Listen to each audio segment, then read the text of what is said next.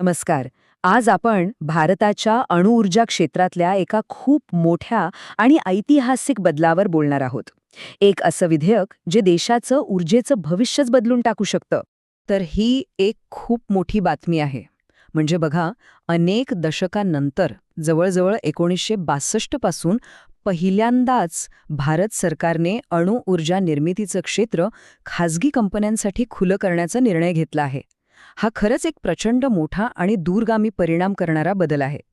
तर हे जे नवं अणुयुग सुरू होतंय ते ज्या कायद्यामुळे होतंय त्याला आधी समजून घेऊया. या विधेयकाचं नाव आहे शांती विधेयक.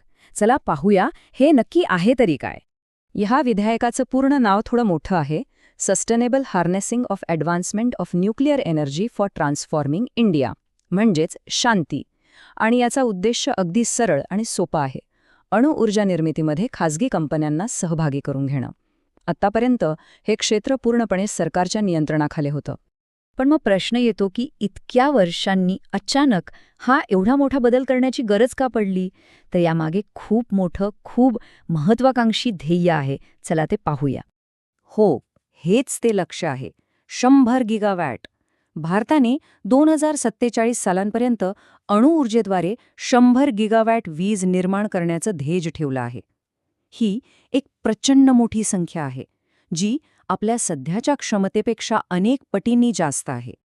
आता हे 100 गिगावॅटचं लक्ष्य काही सोपं नाहीये.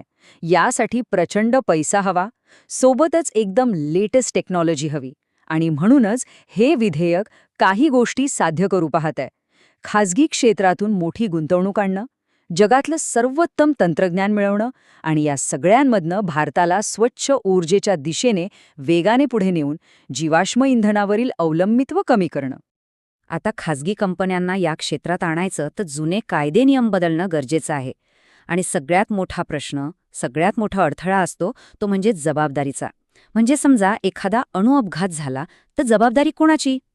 पाहूया ही नवीन प्रणाली काय म्हणते. हे विधेयक मुळात 3 मोठे बदल करतंय. पहिलं म्हणजे ते 1962 आणि 2010चे जुने कायदे सरळ सरळ रद्द करतंय. दुसरं, अणुऊर्जा नियामक मंडळ म्हणजे AERB याला आता जास्त अधिकार मिळतील, एक वैधानिक दर्जा मिळेल. आणि तिसरं, काही वादविवाद झाल्यास किंवा नुकसान भरपाईसाठी नवीन आयोग तयार केले जातील. या नवीन सिस्टीममध्ये प्लांट चालवणाऱ्या कंपनीची म्हणजेच ऑपरेटर्सची जबाबदारी किती असेल याची एक लिमिट ठरवून दिली आहे. जसं आपण इथे पाहू शकतो, मोठ्या प्लांटसाठी ही लिमिट आहे 3000 कोटी रुपये, तर छोट्या मॉड्युलर रिॲक्टरसाठी फक्त 100 कोटी. आणि याच्यावर जर काही नुकसान झालं तर त्याची जबाबदारी सरकार घेईल. आणि आता येतो या विधेयकातला सगळ्यात मोठा आणि म्हणा ना सगळ्यात जास्त वादग्रस्त बदल.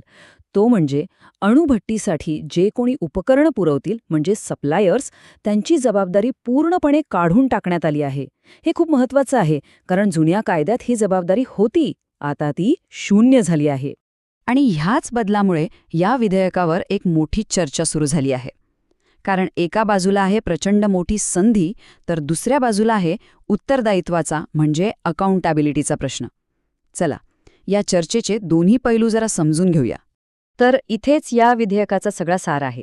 सरकार आणि जे या विधेयकाचं समर्थन करतायत त्यांचं म्हणणं आहे की जर आपण सप्लायरची जबाबदारी काढली नाही तर परदेशातल्या मोठ्या कंपन्या भारतात गुंतवणूक करायला आणि त्यांची नवीन टेक्नॉलॉजी द्यायला तयार होणार नाहीत. आणि मग आपलं स्वच्छ ऊर्जेचं ध्येय पूर्ण होणार नाही.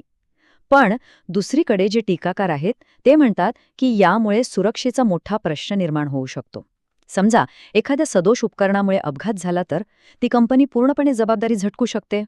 तर मग शेवटी हाच प्रश्न उरतो की भारताच्या या नव्या अणुयुगात एका बाजूला असलेली नाविन्यता आणि गुंतवणूक आणि दुसऱ्या बाजूला अणुऊर्जेसाठी लागणारी अत्यंत महत्त्वाची सुरक्षितता, या दोन्ही गोष्टींचा मेळ साधता येईल का? या प्रश्नाचं उत्तरच भारताचं अणुभविष्य कसं असेल हे ठरवणार आहे.